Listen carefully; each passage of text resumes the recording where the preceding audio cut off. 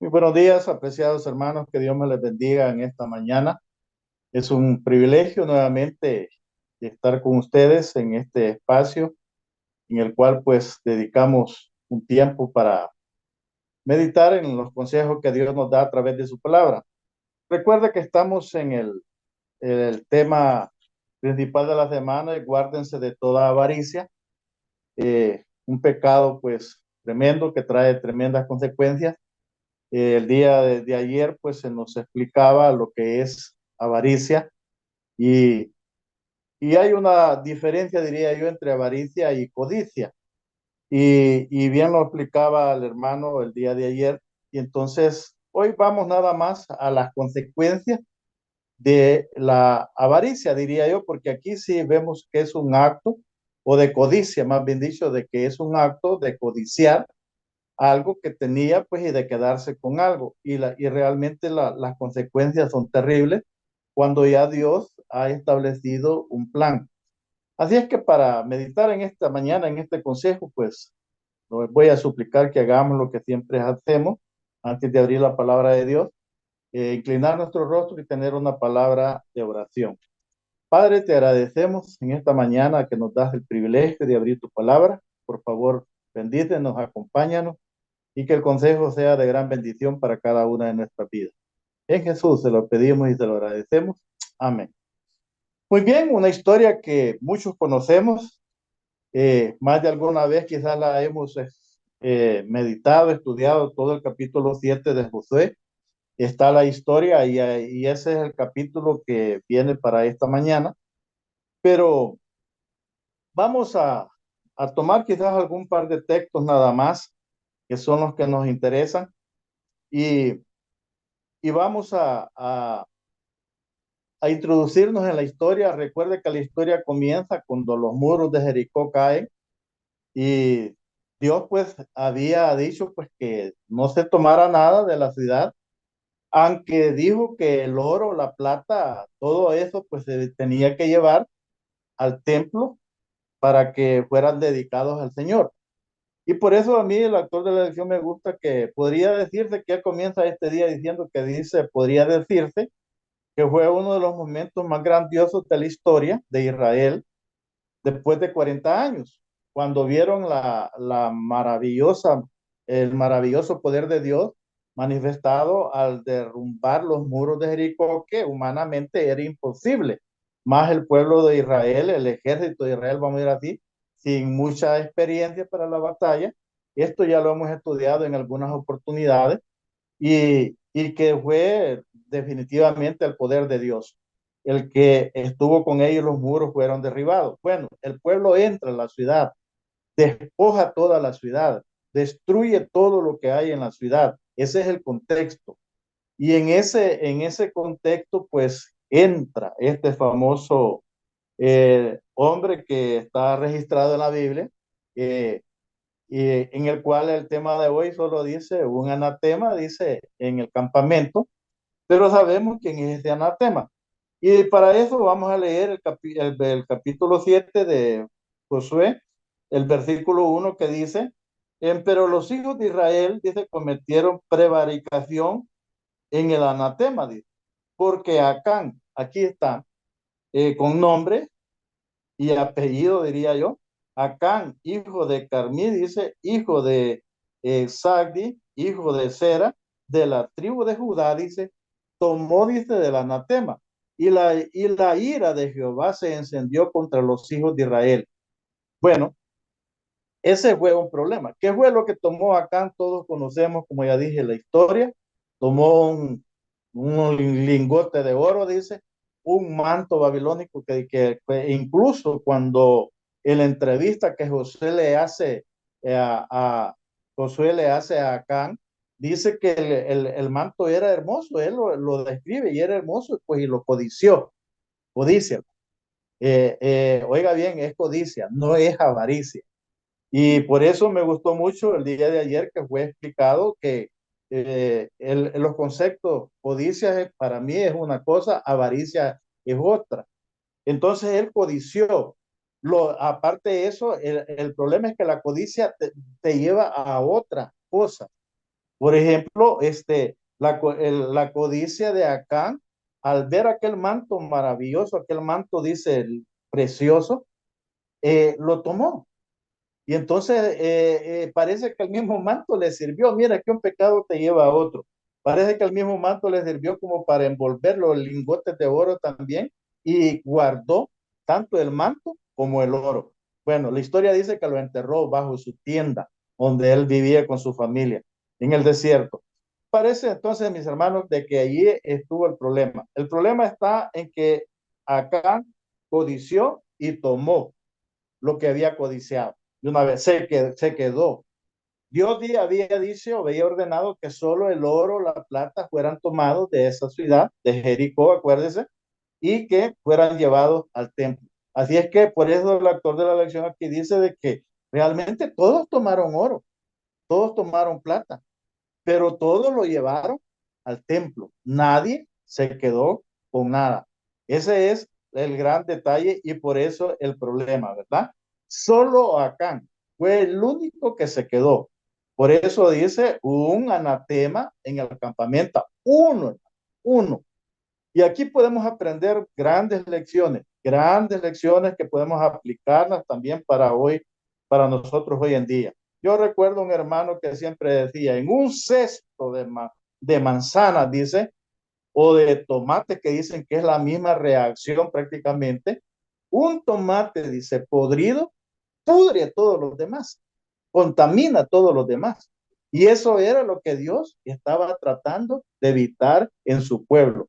Por eso dice que cuando se da la otra batalla, la historia está, hermanos, acá en capítulo 7, léalo, usted dedique un tiempo, la historia está interesante, ni va a sentir cuando termine de leer todo el capítulo 7, que solo son 26 versículos, y verá de que es interesante. El problema es que había una ciudad pequeña, hay, y entonces, nuevamente Josué manda el ejército y dijeron, bueno, mandó a inspeccionar la ciudad de Ai.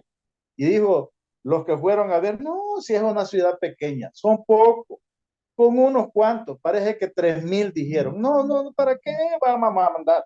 Vas a, ¿cómo diríamos?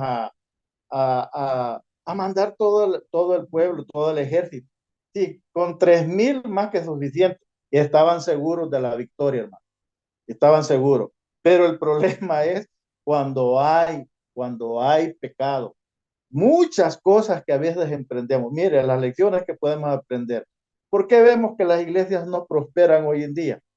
¿Por qué vemos que se hacen campañas casi todos los meses, todos los días y no hay frutos? No hay frutos. Podríamos sacar nuestras propias conclusiones. ¿Será que hay anatema en el campamento? Es la pregunta que nos podríamos hacer.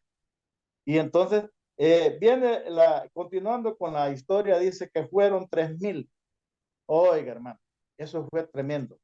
Fue espantoso, a tal grado que este hombre de Dios, Josué, pues se rasgó sus vestimentas, según lo relata el mismo capítulo 7, pues y consulta a Dios, ¿qué pasa? ¿Qué pasa entonces?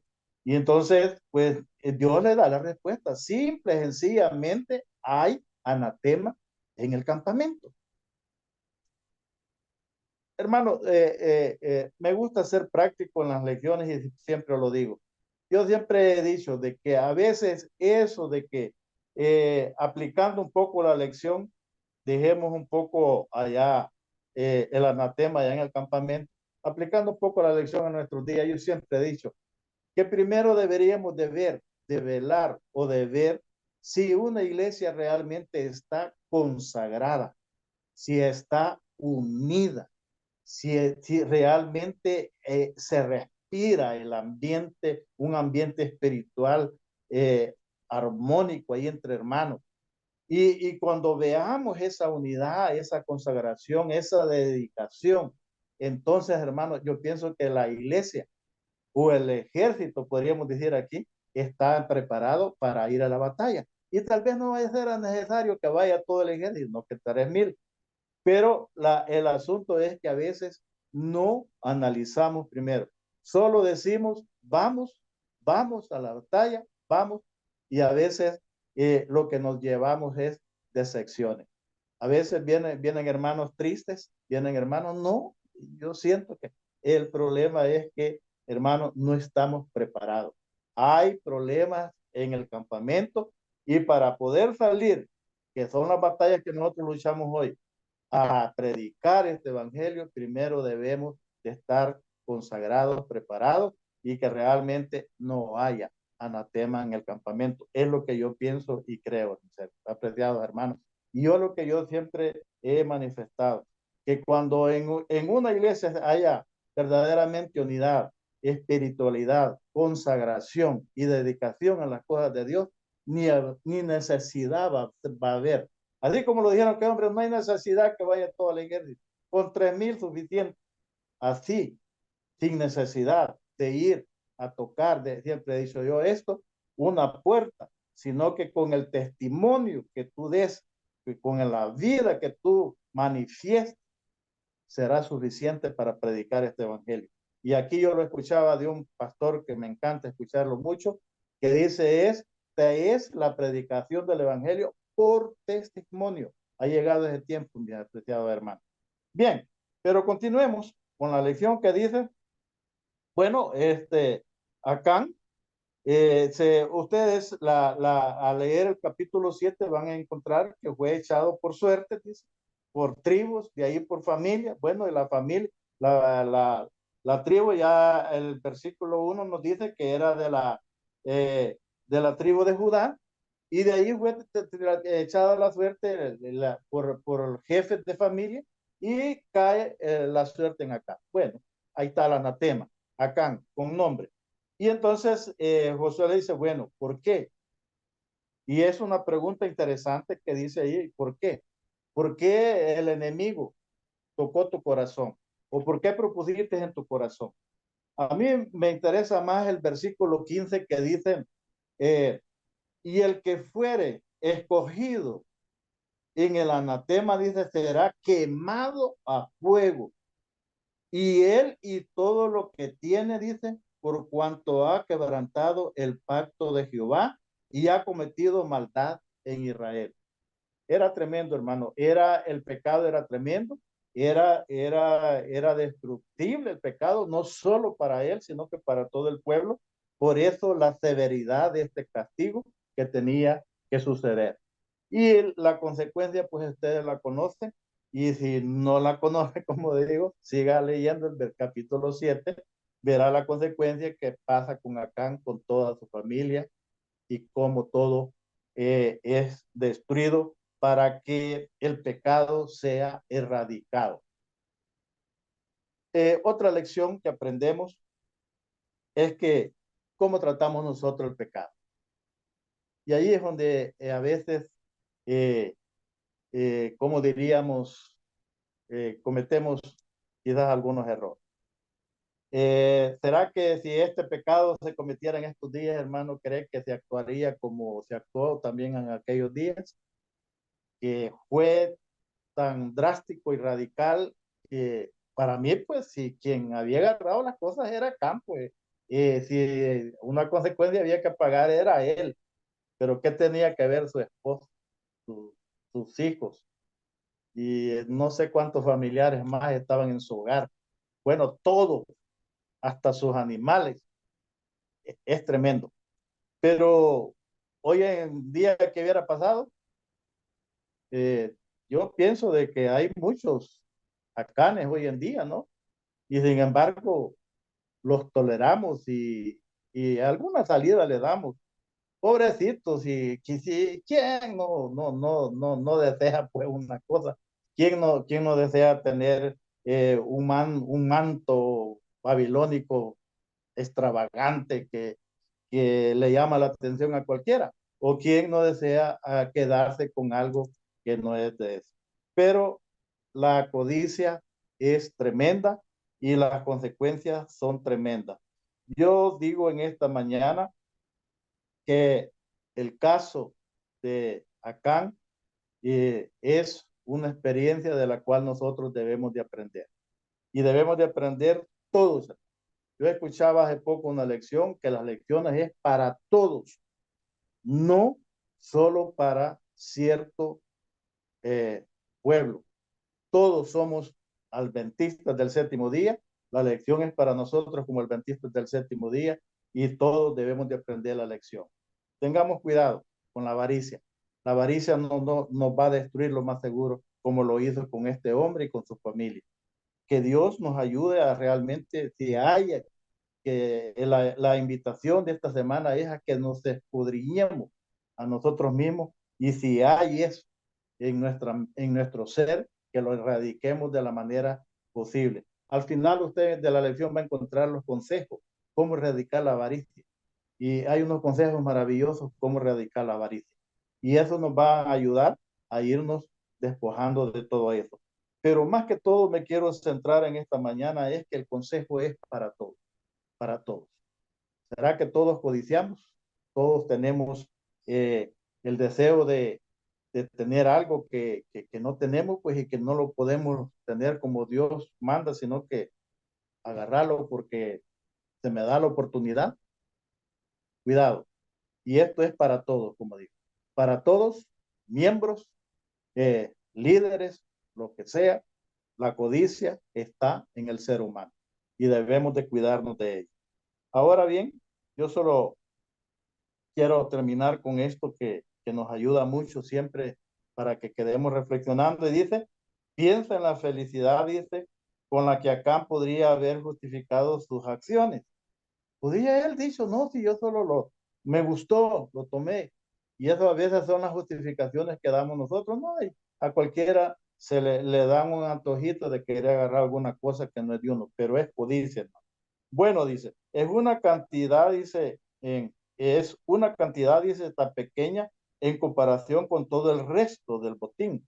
Nadie lo sabrá, dice, y a qué mal puede causar. Además, mi familia, dice, necesita el dinero. ¿Cómo podemos protegernos, dice, de este tipo de relación peligrosa? Son a veces las justificaciones que se dan cuando hay anatema en la iglesia, hermano. A veces cuando hay anatema en la iglesia, dicen, no, a ver qué necesidad tenía. Bueno, hermano, pero si no era de él, no era de él. Y no se puede. Uno puede decir, pero si tú hablas o dices así porque no estás en el problema, bueno, Dios ya lo estableció, Dios lo había establecido, ¿no? Y entonces, pero a veces esas son las justificaciones que damos hoy en día nosotros con los anatemas modernos y los justificamos. Y a veces lo peor es que siempre les dejamos pasar. Y estos anatemas siguen, tienen otra oportunidad, siguen, porque la codicia, si no la radicas, no se va, siempre va a existir y siempre vas a tener codicia. Que Dios te ayude y te bendiga realmente y que nos aparte de este pecado terrible que está establecido en la ley moral de Dios y que es un gran pecado como los demás. Que Dios nos ayude y que realmente pues nos aparte de toda codicia. Que Dios te bendiga en esta mañana.